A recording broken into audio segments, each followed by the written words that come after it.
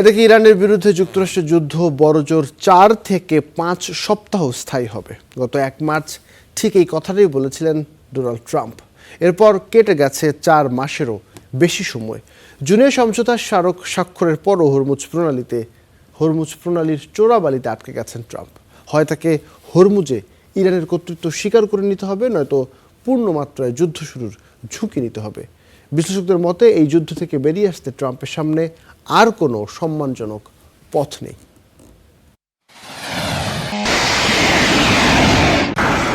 পাল্টাপাল্টি হামলার মধ্য দিয়ে সংঘাতের এক নতুন পর্বে পা দিল যুক্তরাষ্ট্র ও ইরান। গত রোববার থেকে শুরু হওয়া এই পর্বে রোজই মধ্যরাতে ইরানের হরমুজ উপকূলীয় প্রদেশগুলোতে হামলা চালিয়ে যাচ্ছে যুক্তরাষ্ট্র। জবাবে মধ্যপ্রাচ্যের মার্কিন সেনা ঘাঁটিতে পাল্টা হামলা চালাচ্ছে ইরান। আসছে সপ্তাহে ইরানের বিদ্যুৎ অবকাঠামো ও সব সেতু ধ্বংসের হুমকি দিয়েছিলেন ট্রাম্প, যে হুমকি তিনি আগেও দিয়েছিলেন। এর মধ্য দিয়ে ক্রমশ নিয়ন্ত্রণের বাইরে চলে যাচ্ছে পরিস্থিতি, বাড়ছে আঞ্চলিক যুদ্ধের ঝুঁকি। এবারও এই সংঘাতের মূল কেন্দ্রটি হরমুজ প্রণালী। ইরান বলছে হরমুজ দিয়ে চলা জাহাজকে তাদের জলসীমা দিয়েই যেতে হবে। যারা এটি অমান্য করছে তাদেরই হামলার মুখে পড়তে হচ্ছে।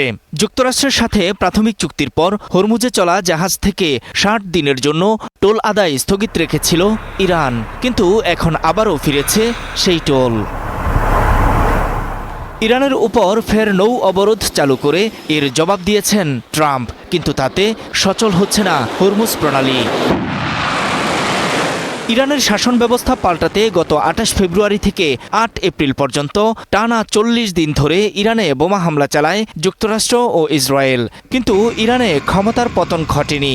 উল্টো হরমুজ প্রণালী ও মধ্যপ্রাচ্যে মার্কিন মিত্রদের জ্বালানি অবকাঠামোকে জিম্মি করে শেষ পর্যন্ত ট্রাম্পকে পিছু হটতে বাধ্য করে ইরান। এ কারণেই জুনের সমঝোতা স্মারকে সম্মত হন ট্রাম্প।